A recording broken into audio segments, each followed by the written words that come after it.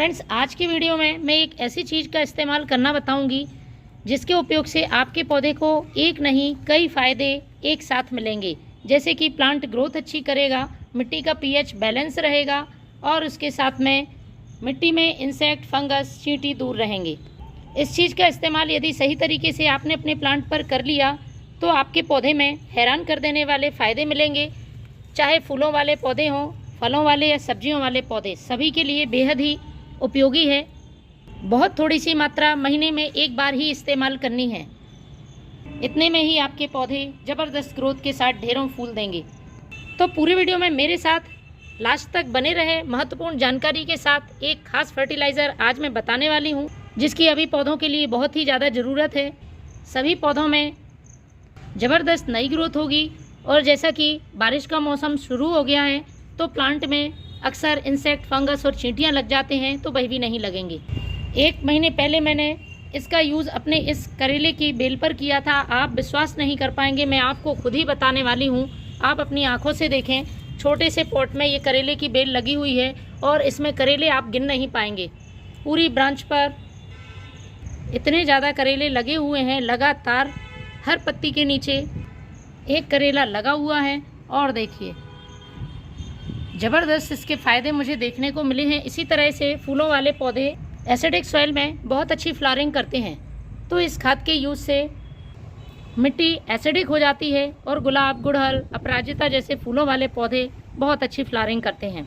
तो आज मैं अपने गुड़हल के प्लांट में इसका यूज़ करूँगी क्योंकि इसकी ग्रोथ ठीक तरह से नहीं हो रही है, पत्तियाँ पीली पड़ रही हैं।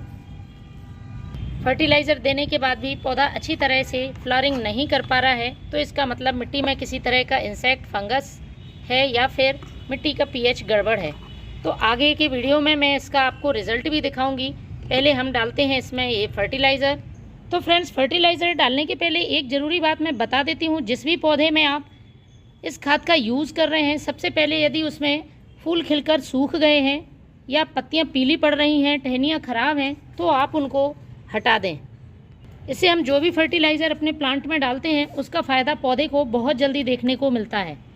ख़ासतौर पर जब बारिश के दिनों में पौधे पर लगातार पानी गिरता रहता है तो इस तरह से फूल भीगकर ख़राब हो जाते हैं और ये गिरकर मिट्टी में फंगस पैदा कर देते हैं। इसलिए इनको आपको बारिश के मौसम में समय समय पर ज़रूर हटाना है। दूसरा, आपको पौधे की मिट्टी की गुड़ाई ज़रूर करनी है, जिससे मिट्टी अच्छी तरह से उलट पुलट हो जाएगी और जड़ों को पर्याप्त मात्रा में ऑक्सीजन मिल सकेगी। जो भी हम फर्टिलाइज़र डालेंगे उसका पौधे पर बहुत जल्दी फ़ायदा देखने को मिलेगा। तो साइड से मिट्टी को हटाकर इस तरह से जगह बना लें और उसके बाद मैं सबसे पहले डालूँगी ये बर्मी कंपोस्ट। 2 मुट्ठी मैंने बर्मी कंपोस्ट लिया है। आपके पौधे का गमला छोटा है तो आप 1 मुट्ठी बर्मी कंपोस्ट का इस्तेमाल कर सकते हैं। प्लांट की मिट्टी को उपजाऊ बनाता है। इसमें मौजूद नाइट्रोजन पौधे की नई ग्रोथ में मदद करती है। इसके साथ कई माइक्रोन्यूट्रिएंट्स होते हैं जो प्लांट के संपूर्ण विकास के लिए ज़रूरी हैं। दूसरी जो चीज़ मैं ले रही हूँ, पौधे में फूल लाने में, कलियाँ बनाने में मदद करती है, पोटेशियम से भरपूर है। यह है केले के छिलके का पाउडर।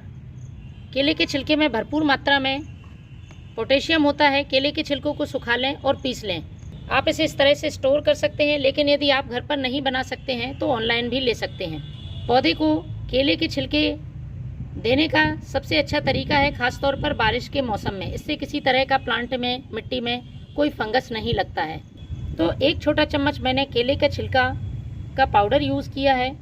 अच्छी तरह से इसे मिट्टी से कवर कर दें। अब हम एक लिक्विड तैयार करेंगे जो कि मिट्टी में इंसेक्ट, फंगस, चींटियों को दूर करेगा और मिट्टी के पीएच को बैलेंस करेगा।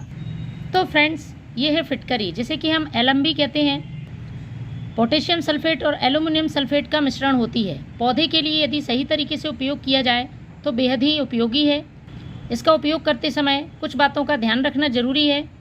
पहला, आपको ज़्यादा मात्रा में पौधों पर इस्तेमाल नहीं करना है। दूसरी ज़रूरी बात, प्लांट पर स्प्रे नहीं करना है। इसका स्प्रे यदि आप अपने पौधों पर करते हैं तो पत्तियां जल सकती हैं। और तीसरी बात, आपको इसे बार बार जल्दी यूज़ नहीं करना है। 1 महीने से 1.5 महीने के अंतराल के बीच में ही आप इसका उपयोग करेंगे। मिट्टी में बहुत ही ज़बरदस्त तरीके से काम करती है, फंगस और इंसेक्ट को ख़त्म करती है। तो आपको इसका एक लिक्विड तैयार करना है।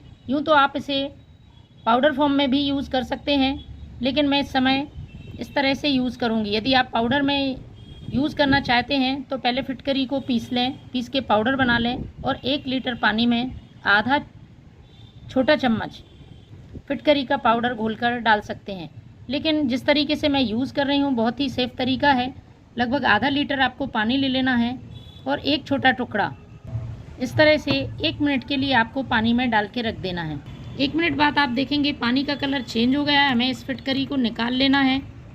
बहुत ज़्यादा देर तक फ्रेंड्स नहीं रखना है। मैं आपको बार बार बोल रही हूँ, फिटकरी का यूज़ करते समय आपको बताई गई सावधानी ज़रूर ध्यान रखनी है, वरना आपके पौधे को नुकसान हो सकता है, पौधा जल सकता है। इस पानी को अब आपको अपने प्लांट की मिट्टी में पॉट की साइज़ के हिसाब से डाल देना है। तेज़ धूप में आपको उपयोग नहीं करना है और स्प्रे नहीं करना है। तो फ्रेंड्स, अभी बारिश शुरू होने के पहले आप इस फर्टिलाइज़र का यूज़ अपने पौधों के लिए करें। पूरी बारिश पौधे फूलों से भरे रहेंगे। Thank you.